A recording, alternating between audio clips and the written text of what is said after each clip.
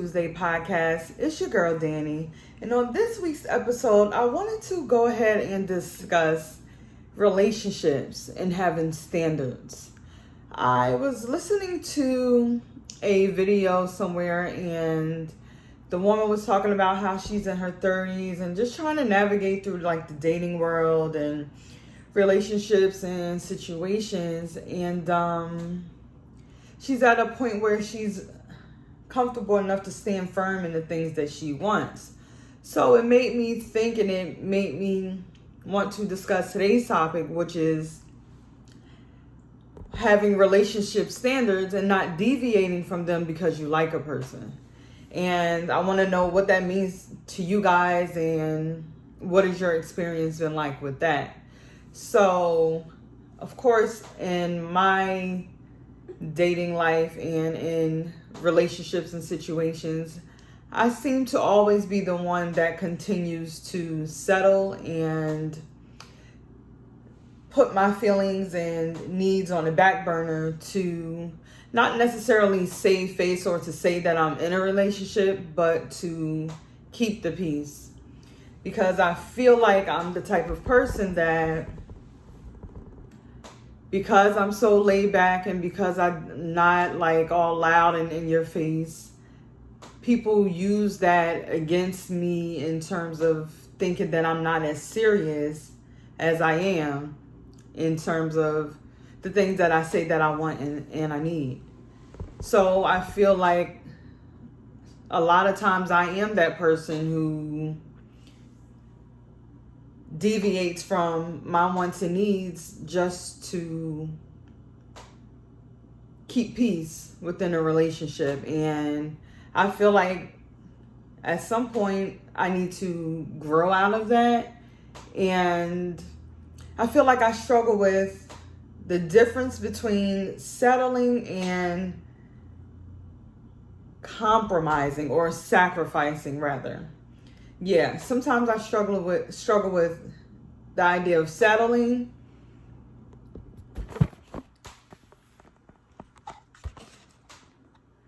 Sometimes I struggle with the idea of settling or the idea of sacrificing within a relationship.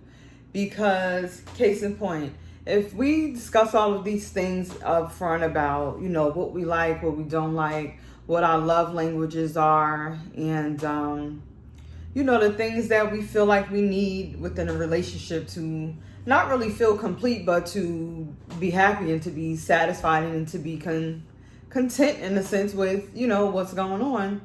And I tell you, my love language is quality time. You know that from the beginning. We established that the type of attitude or behavior you receive from me when I'm not getting the things that I feel like I need out of my relationship. And you still continue to not really say pursue me, but encourage me that things will get better or that things will change, and that, just basically like it's worth the distance for now and to just be patient. I feel like men love to say and ask for patience, and in return it's like, why does a woman always have to be the one that's patient? Why does a woman always have to be the one who takes a backseat to what they're feeling? And why can't the guy just sometimes take some of that heaviness or take some of that uncertainty or insecurity away from the woman? And yeah, I'm sure a couple people will listen and say, well, it's up to her to find her own happiness and blah, blah, blah. But no, once you agree that you're in a committed relationship with someone, where's the balance between settling and sacrifice? Because it's like, okay, if I'm going on continuing week after week to complain or to notice that I'm not getting the time that I feel like I can get, or you're making time to do other things, but you're not putting enough time into the relationship, it's like, wait a minute now. But then when you bring it to a person's attention, all of a sudden it's like is not really an aggressive response, but it's more like a defensive response. And it's like, listen, you knew who I was when you met me. You knew what my love language is. You knew the things that I said that I need to be happy. Yet you still chose and decided that this is something you can handle. But I feel like when it's in reverse, or if the guy decides that he's not getting his needs met or his love languages aren't being accommodated within a relationship, then all of a sudden that's like a pass to cheat or a pass to get attention somewhere else. But a woman like me, I'm not that type of person. I'm not going to go seek what I'm looking for from another man if I'm in a relationship, because at that point it's like, why am I with you? So sometimes I get to the point where it's like, okay, I'm tired of complaining about the same stuff. I'm just going to give you the same type of energy that you give me. And then what happens? People can't handle it. And for me, you got to know my personality to know I do things in a subtle way. So I just gradually step back, gradually,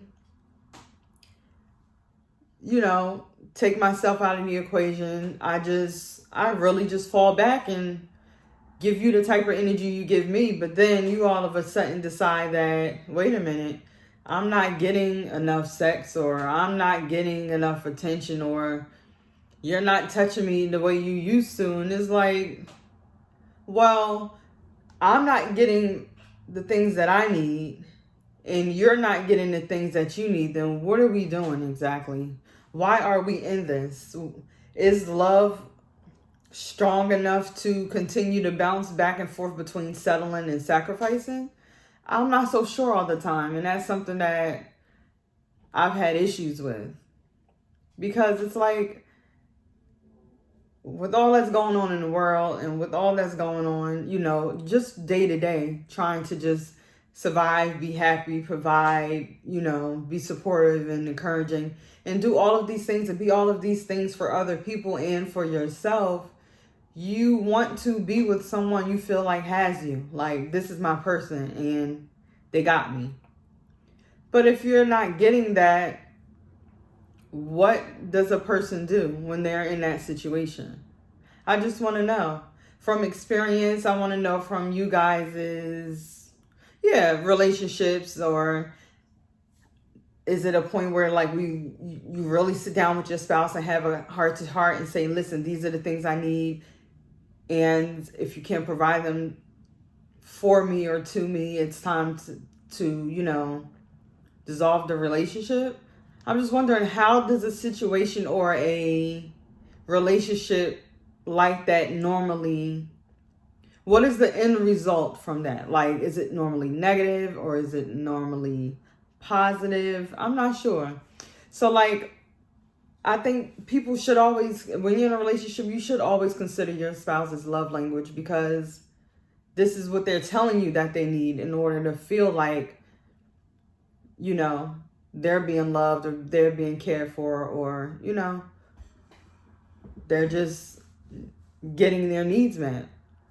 So I feel like for me, in addition to that, I am an empath. So I feel like I've been in a situation like that before in the past where I wasn't getting what I needed. I wasn't being fulfilled.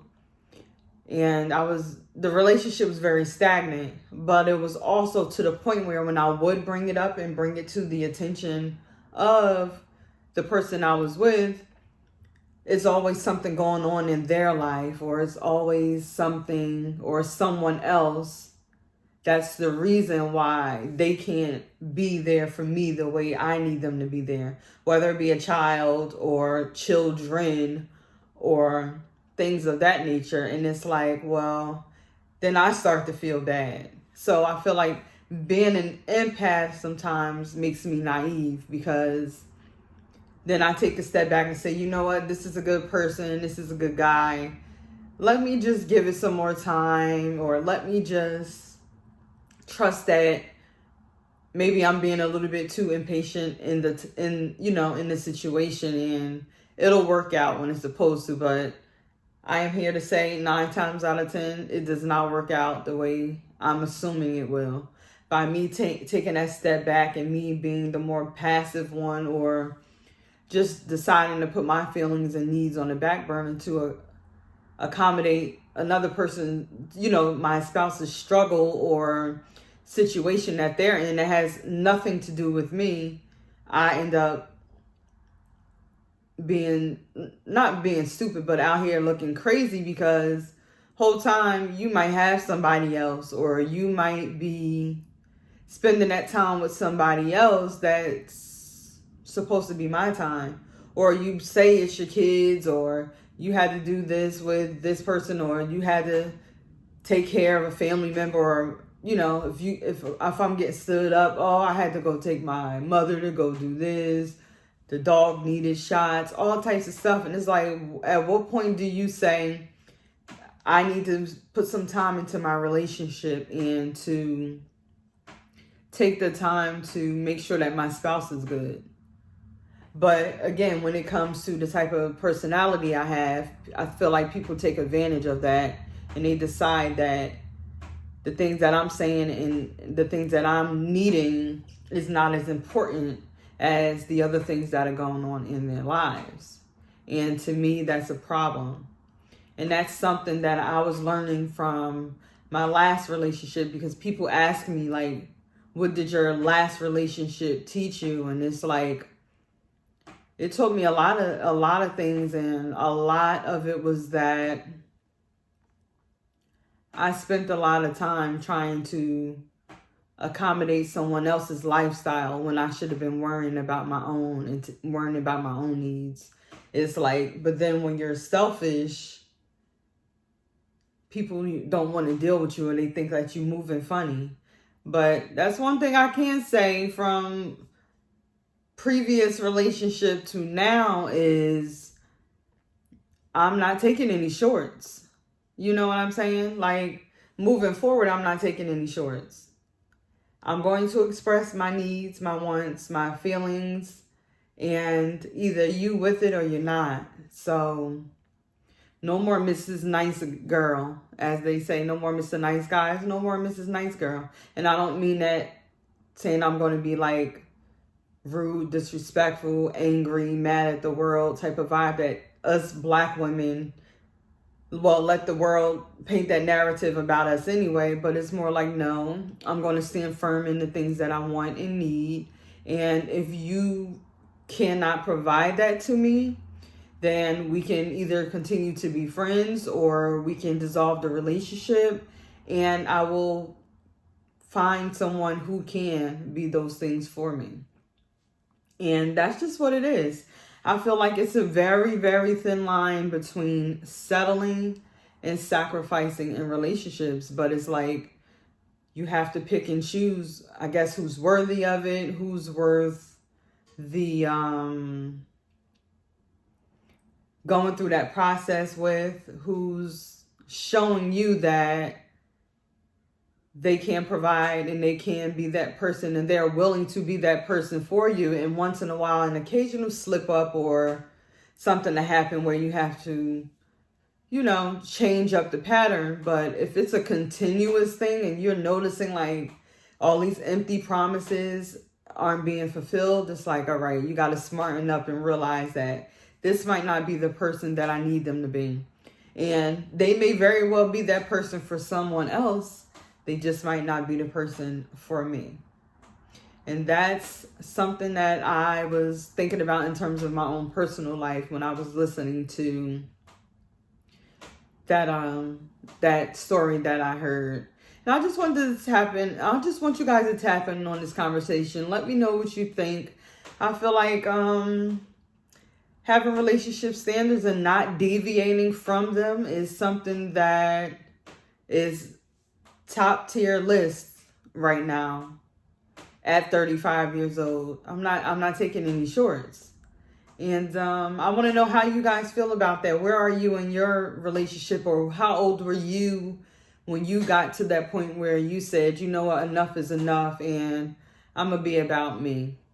But as always, thank you guys for tuning in. Let me know what you think. Don't forget to follow, subscribe, support YouTube channel Tall Girl Tuesday, the podcast.